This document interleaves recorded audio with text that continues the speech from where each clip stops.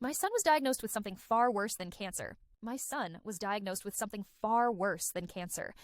Mommy, my privates hurt. Was there any way for me to know how frightening those 4 words were at the time? Like any mother would do? I got on my knees. Let me see. My 5-year-old son pulled down his pants and showed me. As I looked, a shock of fear went through me. His testicles were red and swollen. I tried not to panic and thought about what it could be. Nothing, other than the worst-case scenario, came to mind. The night before, during bath time, his privates looked normal. What the hell happened? Trying my best to not scare my son, quietly, I told him to pull up his pants and put on his shoes. We arrived at the doctor's office 20 minutes later. After the examination, the doctor sent my son into the waiting room and called me in to have a private conversation. Private conversation. No pun intended. Is it bad? I asked. The doctor gave me a look that I had scarcely ever seen, as if what I just asked was the biggest understatement of all time. Is it cancer? Please sit down, he said. I haven't seen anything like this during my time as a doctor, that's for sure. I've already had a colleague of mine on the phone. We're going to need an ultrasound. Tears welled up in my eyes. Tell me he's going to be okay. I can't say for sure, but I can tell you that if it is some type of cancer, testicular is the easiest to treat. He paused. You said he's 5 years old? I nodded and said, I don't understand how he hasn't reached puberty yet, so this can't be normal for a boy his age, can it? Before we jump to any conclusions, the doctor said, we need to see the ultrasound. Before paying for the visit, the doctor handed me a note with the date and location of the hospital where the ultrasound would be done. He also advised that I set an ice pack over my son's groin every 2 hours in case the irritation got worse. First thing the next morning, I drove to the address on the note and met with a man named Dr. Jasper Harris. Hello, he said to me, and then he looked down at my son. He kneeled to his level. Hello, what's your name? My son answered. The small talk was making me nervous. All I wanted was to get the procedure done and over with.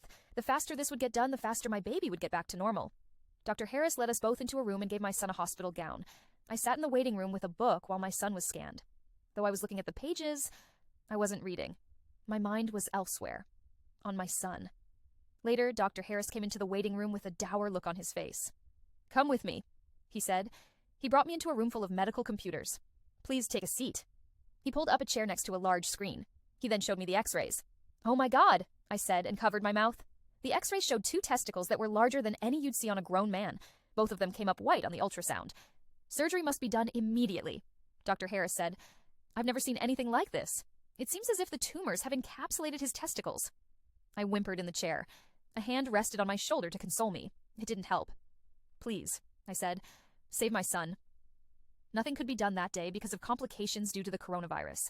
I was lucky enough to even have gotten an appointment for the ultrasound that day, so I counted my blessings and stayed patient. At this point, my son was almost completely in the dark about the whole thing. Or so I thought. We were driving home from the hospital. He was sitting in his booster seat when he asked, Mama? I looked at his reflection in the mirror. Yes? When we die, do we go to heaven like Grandma says? I was speechless. What was I supposed to say? And how did the idea of death get on his mind? Did the doctor say something to him? Was it just a coincidence? Or was there some kind of primal intuitiveness that made him aware of how severe his illness was?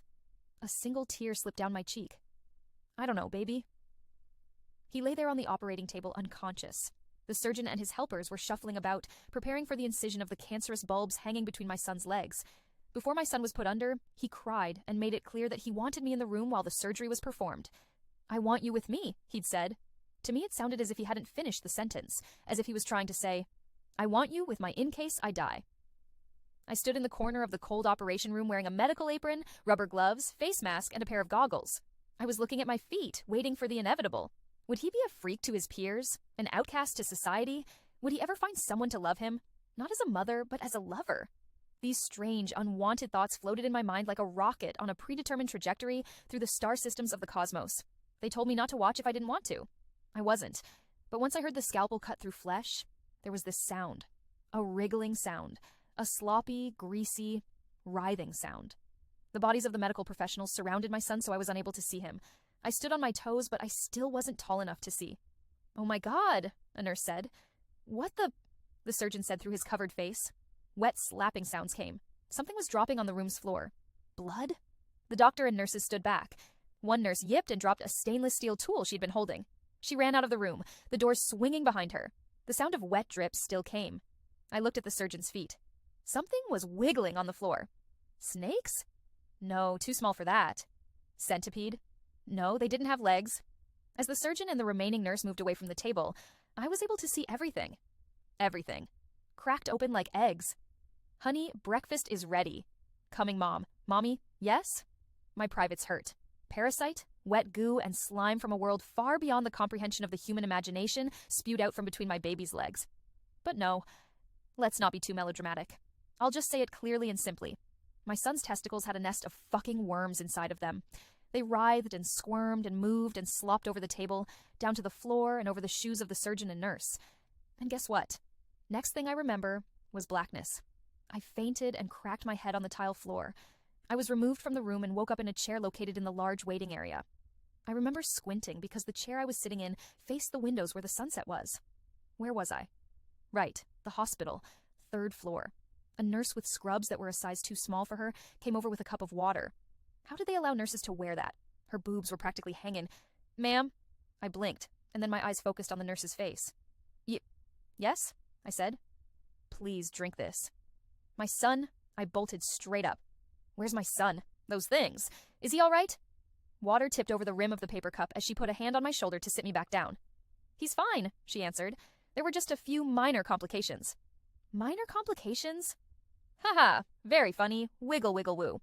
He lost some blood, but the procedure is over. You can see him in a few hours. I talked to the surgeon about what happened at the operation table. The only answer I got regarding what was inside of my son was, we're not completely sure what they are or what species of parasitic organisms they belong to. We've run some tests to see if he still had any left inside, but we're not sure if he's clean.